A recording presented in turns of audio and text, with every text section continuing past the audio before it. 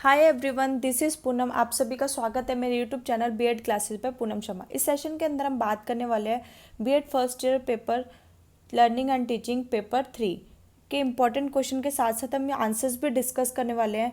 आज हमारा ये दूसरा रिविज़न सेशन है। इसी तरह आपको थर्ड और फोर्थ रिविज़न सेशन और प्रोवाइड कराए जाएंगे ताकि आपके एग्ज़ाम के लिए कोई भी कमी ना रहे। ठीक है, आपकी प्रिपरेशन और अच्छी हो जाए और आप अच्छे नंबर स्कोर कर पाएँ। ठीक है, बच्चों के बहुत कमेंट्स आते हैं, मैम पेपर 2 ज़्यादा अच्छा नहीं गया, ठीक ठाक ही गया, हाँ बस हम पास ही हो जाएंगे। तो इसलिए मैं आपको अभी से ही रिवीजन सेशन प्रोवाइड करा रही हूँ ताकि आप इसमें अच्छे नंबर स्कोर कर पाएँ। ठीक है, तो आज आपके ये चारों, ठीक है, यूनिट 1, यूनिट 2, यूनिट 3, यूनिट 4, चारों यूनिट्स के रिवीजन सेशन आज ही आपको प्रोवाइड कराए दिए जाएंगे। ठीक है, इन जो मैंने क्वेश्चन आपको इंपॉर्टेंट करा रही हूँ, आप उन क्वेश्चन को बिल्कुल भी स्किप नहीं करेंगे। अब आपके पास ज़्यादा टाइम नहीं बचा अपनी प्रिपरेशन को करने के लिए। 19 को आपका लर्निंग एंड टीचिंग का पेपर है, तो अब इस लास्ट मोमेंट पे जो जो मैं क्वेश्चंस करा रही हूँ सिर्फ आप वही कर लीजिए। इससे बाहर 110% आपके एग्जाम में इससे बाहर आपको कुछ नहीं मिलेगा लर्निंग एंड टीचिंग में। ठीक है, काफ़ी इंपॉर्टेंट सेशन है, ध्यान से समझिएगा।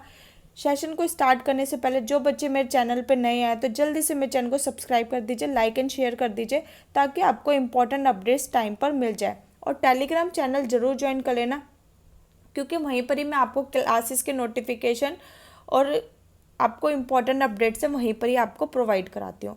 चलिए आज का हम सेशन स्टार्ट करते हैं। आज हमारा ये सेकंड रिवीजन सेशन है।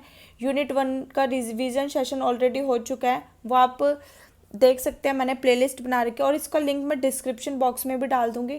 और लर्निंग एंड टीचिंग के पूरी बुक के इंपॉर्टेंट क्वेश्चन करा दिए हैं, उसका लिंक भी मैं आपको डिस्क्रिप्शन बॉक्स में डाल दूंगी। जिन बच्चों ने वो वीडियो नहीं देखे, सबसे पहले आप उन वीडियोस को देखेंगे, उसके बाद इस रिवीजन सेशन 2 पर आएंगे। ओके, चलिए आज का सेशन हम स्टार्ट करते हैं। BEd first year learning and teaching unit 2 के इंपॉर्टेंट क्वेश्चन के आंसर्स करेंगे। ठीक है, आपके जो यूनिट 2 है वो किस पे बेस्ड है? स्ट्रेटेजी ऑफ टीचिंग और मॉडल्स ऑफ टीचिंग। ठीक है, इन दोनों में से आपको चॉइस आती है कि स्ट्रेटेजी ऑफ टीचिंग में से आपको एक क्वेश्चन दे देगा और मॉडल्स ऑफ टीचिंग में से आपको कोई एक क्वेश्चन, इन दोनों में से आपको करना होता है। ठीक है, तो आज हम इस रिवीजन सेशन में सबसे पहले हम स्ट्रेटेजी ऑफ टीचिंग को करेंगे। ठीक है, जो नेक्स्ट रिवीजन सेशन आएगा, ये जो यूनिट 2 के रिवीजन सेशन है वो मैंने पार्ट 2 में डिवाइड किया है। पार्ट 1 में हम स्ट्रेटेजी ऑफ टीचिंग करेंगे और पार्ट 2 में हम मॉडल्स ऑफ टीचिंग करेंगे। ठीक है, ये इसलिए ऐसा करी कि वरना वीडियो बहुत लंबी हो जाएगी। ओके, तो आज हम सिर्फ स्ट्रेटेजी ऑफ टीचिंग को डिस्कस करने वाले हैं। ठीक है, स्ट्रेटेजी ऑफ टीचिंग, ठीक है, बहुत सारी स्ट्रेटेजी ऑफ टीचिंग होती है, बस मैंने आपके 4 ही स्ट्रेटेजी ऑफ टीचिंग लिए जो आपके एग्जाम में हर बार रिपीटेड होती हैं। पहले आती है आपके सिमुलेशन, डिमॉन्स्ट्रेशन, ब्रेनस्टॉर्मिंग और टीम टीचिंग। शिक्षण की व्यू रचना, अनुरूपण, प्रदर्शन विधि, मस्तिष्क विप्लव और टोली शिक्षण। ठीक है, इसमें से भी सबसे इंपॉर्टेंट क्वेश्चन है जो आपका ब्रेनस्टॉर्मिंग सबसे ज़्यादा पूछते हैं और टीम टीचिंग। ठीक है, इसको भी हम ओवरव्यू ले लेंगे। सबसे इंपॉर्टेंट जो आपको लिख लिख के प्रैक्टिस करने, इन दोनों की बहुत अच्छे से प्रैक्टिस कर लेना। समझा मैं ये भी दे रही हूँ आपको, कुछ नहीं पता एग्जाम में कब क्या आ जाए। ठीक है, तो चारों ही स्ट्रैटेजी बहुत इंपॉर्टेंट है, हर बार एग्जाम में आती है और ब्रेन स्टॉर्मिंग और टीम टीचिंग मोस्ट इंपॉर्टेंट है। सबसे पहले हम करेंगे टीचिंग मेथड और स्ट्रैटेजी। ठीक है, सबसे पहले आपको ये पता होना चाहिए कि टीचिंग मेथड क्या होता है और टीचिंग स्ट्रैटेजी क्या होती है। ठीक है, जब टीचर क्लास में काम करता है, ठीक है, जब टीचर बच्चों को पढ़ाने के लिए आता है, ठीक है, तो टीचर सबसे पहले स्ट्रैटेजी बना के आता है कि उसको बच्चों को कैसे पढ़ाना है। ठीक है, उसको कब कब कौन सी एक्टिविटी करानी है, उसको कब कब कौन से मेथड यूज़ कराने हैं और उसको कौन सा टीचिंग मटेरियल यूज़ करना है। ठीक है, प्लानिंग करके वो क्लास के अंदर जाएगा। ठीक है, जो और उसको बच्चों को क्या क्या करवाना है उसी को हम क्या बोलते हैं, टीचिंग स्ट्रैटेजी बोलते हैं। टीचिंग स्ट्रैटेजी का जो क्षेत्र होता है वो बहुत बड़ा होता है और टीचिंग स्ट्रैटेजी का ही पार्ट क्या होता है, टीचिंग मेथड होता है। ठीक है, टीचर कोई लेसन पढ़ा रही है तो वो कौन से मेथड को यूज़ करेगी, तो स्ट्रैटेजी का जो क्षेत्र है वो क्या बहुत बड़ा है और टीचिंग मेथड स्ट्रैटेजी का ही पार्ट है। ठीक है, यही इसका अंग है टीचिंग मेथड। आई होप आपको टीचिंग स्ट्रैटेजी और टीचिंग मेथड अच्छे से समझ आ गया होगा। शिक्षण की व्यू रचना और टीचिंग मेथड, इसको हम अच्छे से समझते हैं। कभी कभी इसमें डिफरेंस भी पूछ लेते हैं आपके एग्जाम में।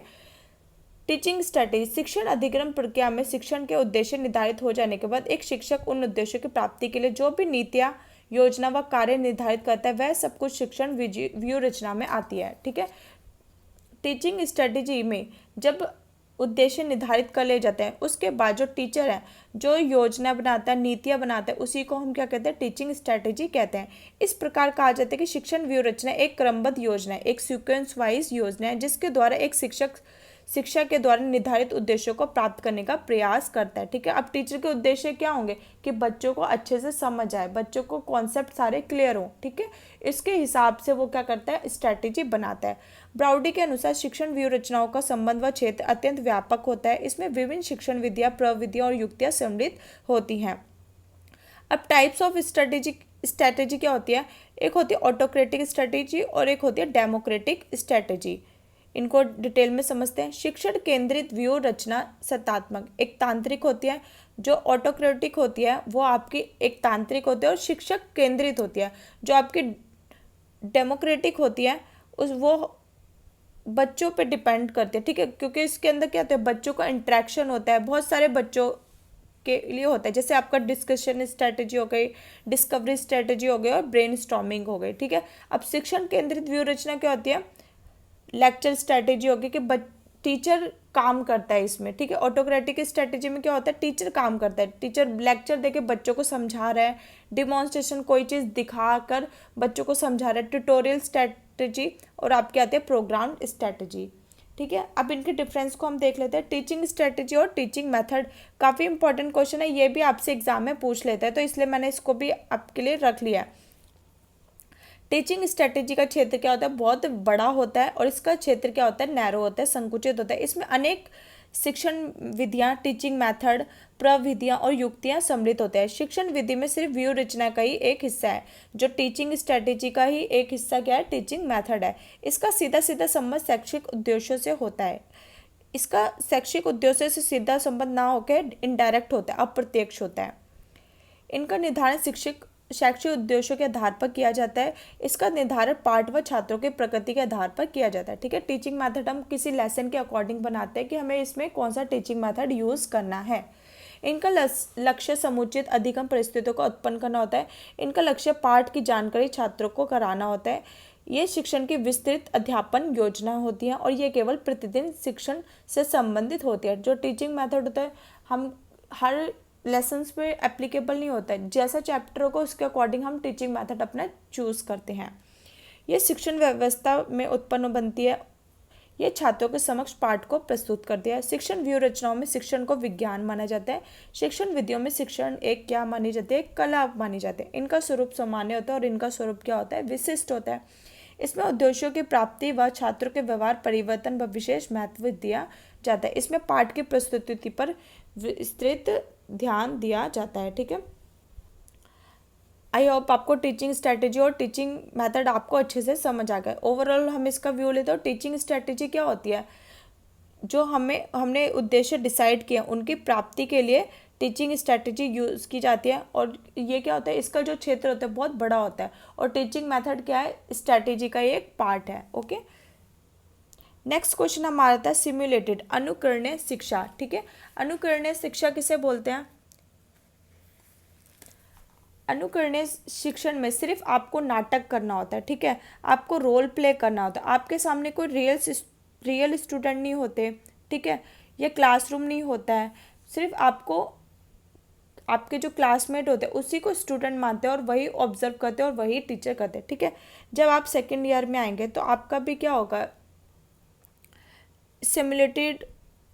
ठीक है, आपको एक क्लासरूम दे दिया जाएगा, जो आपके बीएड के स्टूडेंट्स हैं, ठीक है, उनमें से किस को तो स्टूडेंट बना दिया जाएगा और एक को टीचर बना दिया जाएगा। अब टीचर क्या करेगी, नकल उतारेगी। ठीक है, मतलब रियल टीचर बनने की एक्टिंग करेगी। ठीक है, वो बच्चों को क्या करेगी, पढ़ाएगी।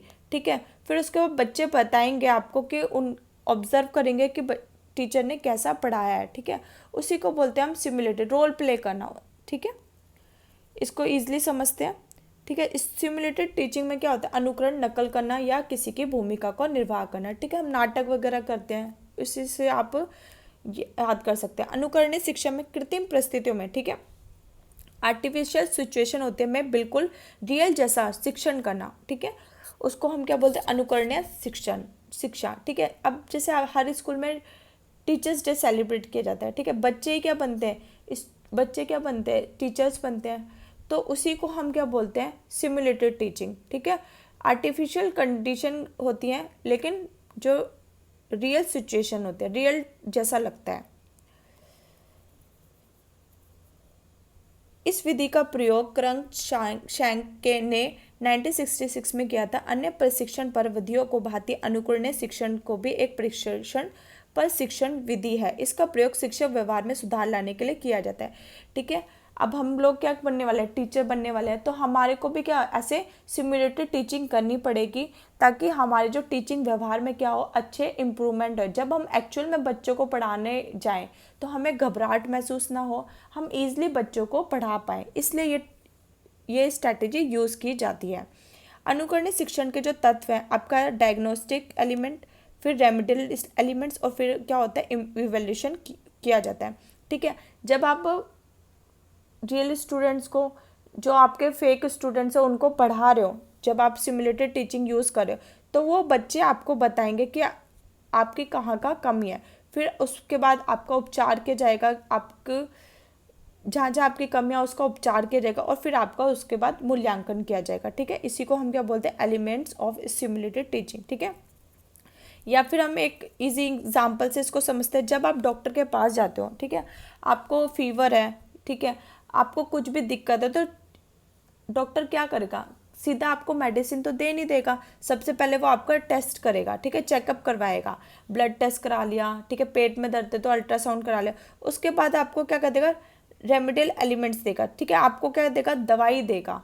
ठीक है, दवाई देने के बाद फिर दोबारा से वो चेक करा कि दवाई ने सही तरीके से काम किया या नहीं किया। ठीक है, जहाँ पे आपको प्रॉब्लम थी वो ठीक हुई या नहीं हुई, तो उसके बाद वो क्या करेगा, इवैल्यूएशन करेगा। तो अनुकरणीय शिक्षण के क्या कितने तत्व होते हैं, 3 तत्व होते हैं, डायग्नोस्टिक एलिमेंट्स, रेमेडियल और इवैल्यूएशन। अब स्टेप्स ऑफ सिमुलेटेड टीचिंग क्या है, पहले क्या होता है, भूमिका को निर्धारित करना। ठीक है, असाइनमेंट्स ऑफ रोल। ठीक है, कौन, जब ये सिमुलेटेड स्ट्रेटजीज को अपनाया जाएगा, ठीक है, जब आप सेकेंड ईयर में जाएंगे तो आपके साथ भी ऐसा होगा, आप ही के अंदर से एक को टीचर बना दिया जाएगा और जो बाकी के होंगे उनको स्टूडेंट बना दिया जाएगा। सबसे पहले जो स्टेप्स होंगे, तो पहले तो भूमिका को निर्धारित किया जाएगा, कौन बच्चे स्टूडेंट बनेंगे और कौन टीचर बनेगा। फिर उसके बाद अभ्यास करने के कौशल का चयन किया जाएगा कि selection of skill for practice. फिर सिलेक्शन करेंगे कौन से ज्ञान का हमें, कौन से कौशल का हमको क्या करना है, प्रैक्टिस करनी है। फिर कार्यक्रम का निर्धारण होगा, प्रिपरेशन ऑफ वर्क शेड्यूल। फिर प्रेक्षण अवधि का निर्धारण होगा कि हम कौन से ऑब्जर्वेशन शेड्यूल करेंगे। फिर प्रथम अभ्यास सत्र का संचालन होगा। फिर फर्स्ट प्रैक्टिस सेशन आएगा। फिर उसके बाद प्रक्रिया बदलने की तैयारी होगी। मतलब अब जो स्टूडेंट थे उनमें से टीचर बनेगा, और जो टीचर है वो क्या बनेगा, स्टूडेंट बनेगा। तो फिर क्या होगी, लास्ट में प्रक्रिया बदलने की तैयारी होगी। तो समझ आया आपको सिमुलेटेड टीचिंग के स्टेप्स कौन से। पहले क्या होगा, भूमिकाओं को निर्धारण होगा। फिर उसके बाद अभ्यास करने के लिए कौशल का चयन किया जाएगा कि आपको कौन से स्किल की प्रैक्टिस करनी है। फिर कार्यक्रम किया जाएगा, उसके अकॉर्डिंग ही काम किया जाएगा। फिर प्रेक्षण अवधि का निर्धारण होगा, ऑब्जर्वेशन कि कौन ऑब्जर्वेशन करेगा, कौन बच्चे ऑब्जर्व करेंगे आपको। ठीक है, प्रथम अभ्यास सत्र का संचालन होगा, फर्स्ट प्रैक्टिस सेशन किया जाएगा और उसके बाद प्रक्रिया बदल दी जाएगी। अनुकरण शिक्षण के सोपान कौन कौन से स्टेप्स है। पहले क्या होता है, भूमिका को निर्धारित, जो मैंने आपको कराया वही आप करेंगे। फिर अभ्यास करेंगे, कार्यक्रम का निर्धारण होगा। फिर प्रेक्षण अवधि का निर्धारण होगा, प्रथम अभ्यास होगा और फिर प्रक्रिया बदलने की तैयारी होगी। अनुकरणीय शिक्षण की विशेषता कौन कौन सी है। यह प्रवृत्ति बहुत ही सरल मानी जाती है। इसका प्रयोग शोध कार्य में किया जाता है, रिसर्च करने में। यह प्रवृत्ति छात्र अध्यापकों के लिए शिक्षण है, कौशलों के अभ्यास में प्रभावी मानी जाती है।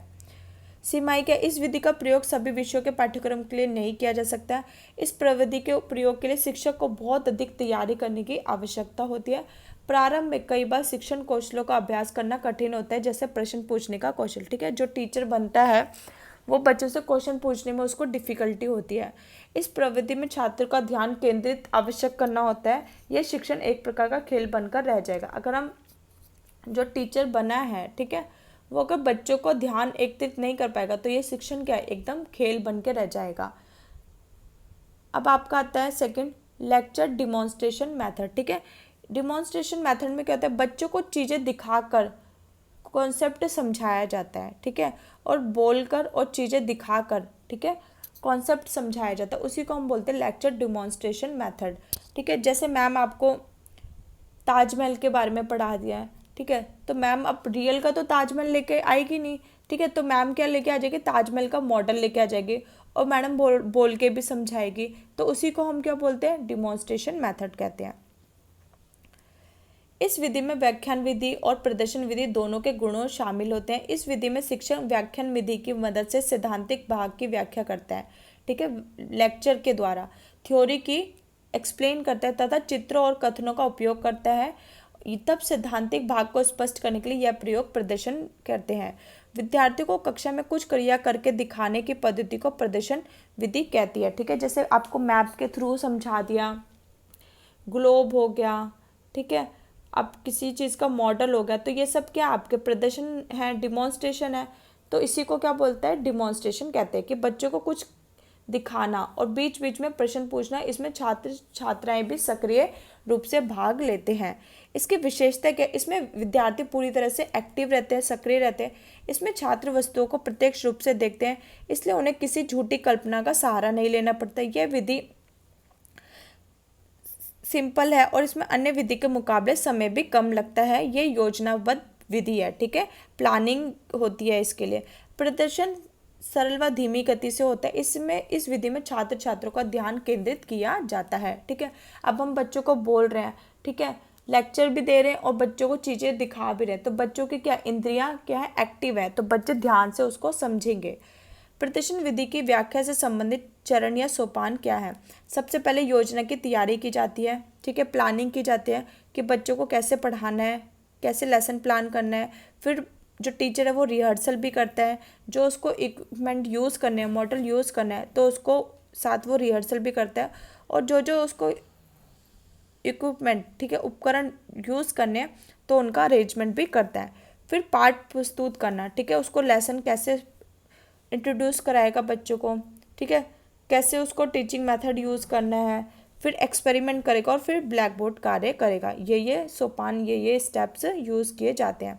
इसके डिमेरिट्स क्या है, इसमें छात्र खुद से प्रयोग नहीं कर सकते, सिर्फ टीचर ही यूज़ करके दिखाता है, इस पर छात्र खुद से प्रयोग नहीं करते।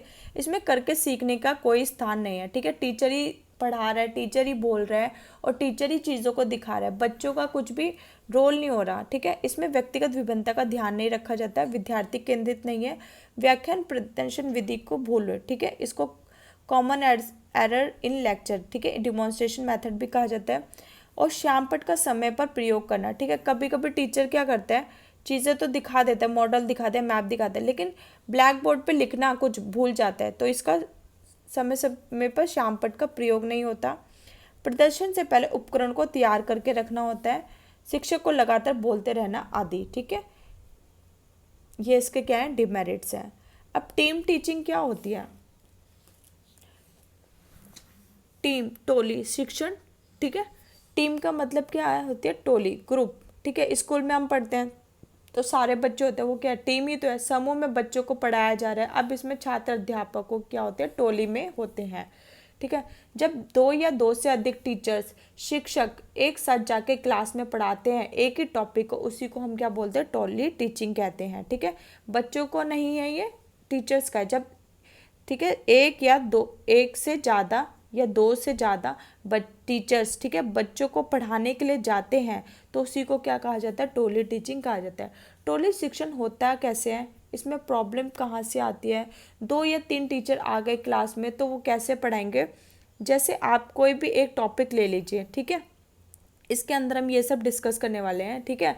जो टीचर क्लास में आते हैं उनकी एबिलिटी एकदम क्या होता है, डिफरेंट होते हैं, ठीक है। कोई टीचर जो होता है वो एक्सप्लेन अच्छा करता है, कोई टीचर एक्सपेरिमेंट अच्छा करता है, ठीक है, कोई टीचर स्मार्ट क्लासेस, ठीक है, आईसीटी का प्रयोग करना जानता है। तो इन सबको अगर हम एक साथ मिला दिया जाएगा तो इसी को क्या कहेंगे, हम टीम टीचिंग कहेंगे। कि 2 से ज़्यादा जब टीचर्स क्लास में पढ़ाते हैं, ठीक है। हर किसी टीचर्स की क्या एबिलिटी अच्छी है, ठीक है। जैसे आप लोग भी हो, किसी का मैथ अच्छा है, किसी का हिंदी अच्छा है, किसी का इंग्लिश अच्छा है, ठीक है। अब इन सारे स्टूडेंट्स को एक में मिला दिया जाएगा तो वो क्या कहलाएगा, टोली कहलाएगी। इसी तरह सिमिलरली टीम टीचिंग क्या होता है, जब 2 से ज़्यादा टीचर्स आ जाते हैं एक क्लास में एक टॉपिक को पढ़ाने के लिए, उसी को हम क्या बोलते हैं, टोली टीचिंग कहते हैं, ठीक है।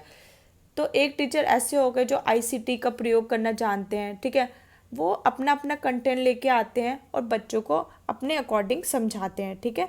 जैसे पहले टीचर आ गया, उसने बच्चों को थ्योरी समझा दिया, फिर दूसरे टीचर ने बच्चों को प्रैक्टिकल करके सिखा दिया, और तीसरे टीचर ने स्मार्ट बोर्ड टेक्निक का यूज़ करके चीज़ों को समझाया। तो बच्चों का कितना अच्छा अधिगम होगा। तो सबसे बेस्ट टीचिंग मेथड होता है हमारा टीम टीचिंग। इसका विकास सबसे पहले 1995 में हार्वर्ड विश्वविद्यालय में हुआ था। इसके बाद 1960 में ब्रिटेन में जे फ्रीमैन ने इसका विकास किया। धीरे धीरे इसका प्रयोग स्कूल व कॉलेजों में होने लगा। इसमें कई शिक्षक मिलकर छात्रों के एक समूह को अनुदेशन प्रदान करते हैं, ठीक है, इंस्ट्रक्शन देते हैं, और एक साथ मिलकर किसी विशिष्ट प्रकरण मतलब किसी टॉपिक के लिए शिक्षण को संयुक्त उत्तरदायी देते हैं। परिभाषा क्या है, ये आपको एज इट इज़ परिभाषाएं लिखनी है, ठीक है। 1-2 परिभाषा जरूर लिख देना अपने एग्जाम में अगर आपको याद रहती है तो, ठीक है। कार्लो ऑल्सन के अनुसार टोली शिक्षण अनुदेशन परिस्थितियों को उत्पन्न करने की एक प्रविधि है जिसमें दो या दो से अधिक अपने कौशल, अपने स्किल तथा शिक्षण योजना का एक कक्षा शिक्षण में एक साथ सहयोग करते हैं। इनकी योजनाएं लचीली होती है, फ्लेक्सिबल होती है, जिससे शिक्षण कक्षा की आवश्यकता अनुसार बदल दिया जाता है। टोली शिक्षण की प्रक्रिया कैसे होती है, प्रोसेस ऑफ टीम टीचिंग, ठीक है। रोल डिफरेंशिएशन, ठीक है। सबसे पहले तो रोल डिसाइड किया जाता है उनकी एबिलिटी के अनुसार। पहले क्या होगा, डायग्नोस कि कौन डायग्नोस करेगा, ठीक है, क्या कहाँ कमियां आ रही है, ठीक है। फिर उसको सरलीकरण वाला मतलब इजी करने वाला, ठीक है, उस टॉपिक को इजी करेगा। फिर टेक्नीशियन, और फिर क्या होगा, मूल्यांकन होगा। इन लोगों की रोल डिफरेंशिएशन किया जाता है। पहले क्या होगा, डायग्नोस होगा, फिर इजी करने वाला होगा, फिर टेक्नीशियन होगा, फिर एक फोर्थ होगा वो मूल्यांकन करेगा। छात्रों का पुनः समूह बनाना, पुनः समय सारणी बनाना मतलब रीशेड्यूल टाइम टेबल करना, शिक्षक स्थान को पुनः प्रारूप देना, नॉर्मल रूटीन फॉर प्लानिंग, नियोजन के लिए सामान्य समय देना, अधिगम को अर्थपूर्ण ढंग से एकत्रित करना, संसाधन केंद्रित स्थापित करना। अब टोली शिक्षण के उद्देश्य क्या है, ऑब्जेक्टिव ऑफ टीम टीचिंग, शिक्षकों की योग्यता और दक्षता और उनकी सूचियों को सर्वोत्तम उपयोग करना, ठीक है। जो टीचर जिसमें अच्छा है उनकी स्किल्स के अकॉर्डिंग उनका उपयोग करना, अनुदेशन की गुणवत्ता में वृद्धि करना, इंस्ट्रक्शन की क्वालिटी में इंक्रीज करना, प्रभावी एवं सतर्क अनुदेशन निश्चित करने के लिए विद्यार्थियों के समूहीकरण में लचीलेपन को बढ़ावा देना। टोली शिक्षण की विशेषताएं क्या क्या होती हैं। टोली शिक्षण एक शिक्षण विधि मानी गई है। टोली शिक्षण में दो या दो से अधिक शिक्षक शिक्षण कार्य में भाग लेते हैं। यह सहकारिता पर आधारित है मतलब कोऑपरेटिव होते हैं। इसमें एक प्रकरण मतलब एक टॉपिक को 2 से अधिक शिक्षक और अपने विभिन्न पक्षों को एक एक करके क्रम में प्रस्तुत करते हैं। इसमें शिक्षण का उत्तरदायित्व एक शिक्षक का ना होकर पूरी टोली का होता है, ठीक है।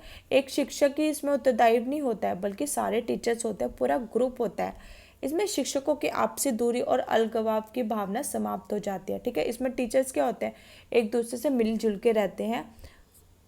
सजेशन क्या है इसके लिए, टोली में के शिक्षकों में सहयोग तथा लगन की भावना होनी चाहिए।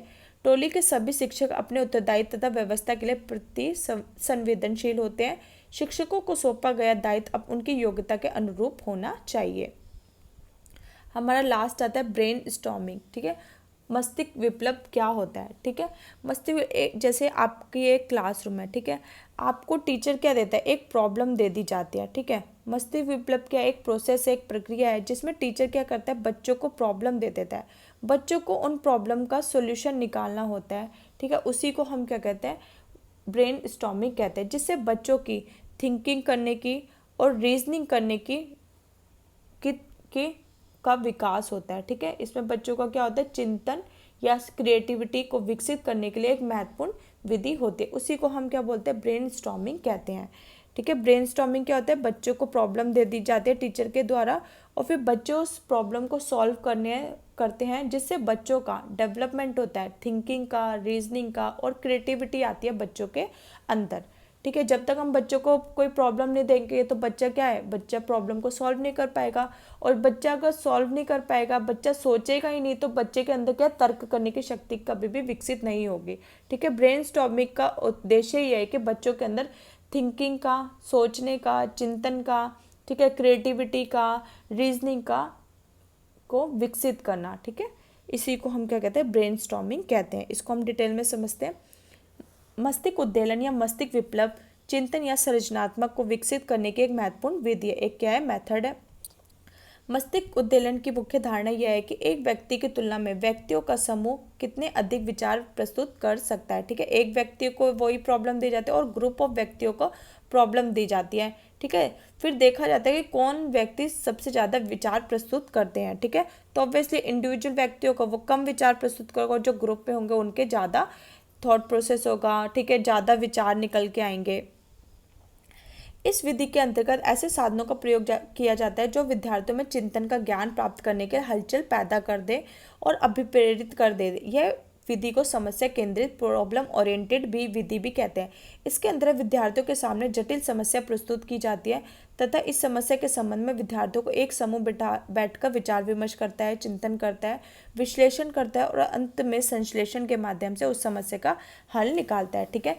जब ग्रुप ऑफ पीपल को प्रॉब्लम दी जाती है तो बैठ के वो समस्या का विचार विमर्श करते हैं, फिर उसको एनालाइज करते हैं जो उन्होंने आंसर निकाले और अंत में संश्लेषण करते हैं और उस समस्या का हल निकालने का प्रयत्न करते हैं। इसके बाद विद्यार्थी खुद ही अध्यापक के मार्गदर्शन में उसका मूल्यांकन करते हैं। ठीक है। फिर जब आपने उस समस्या का हल निकाले, फिर अध्यापक क्या करेगा, एक ब्लैक बोर्ड लेगा, उस पर जो जो बच्चों विचार कर रहे हैं तो उनको नोट डाउन करेगा और फिर उसका मूल्यांकन किया जाएगा। ठीक है। इसी को हम क्या बोलते हैं, ब्रेनस्टॉर्मिंग कहते हैं। विद्यार्थियों के मस्तिष्क में इस जटिल समस्या को हल करने से संबंधित विचार आते हैं। अध्यापक लगातार ब्लैक बोर्ड पर उन विचारों को लिखता रहता है। अंत में एक ऐसे बिंदु पर पहुंच जाता है जिसे हम समस्या का उपयुक्त हल कह सकते हैं। अंततः कहा जा सकता है कि मस्तिष्क विप्लव विधि में विद्यार्थियों में चिंतन क्षमता के विकसित करने का प्रयास किया जाता है।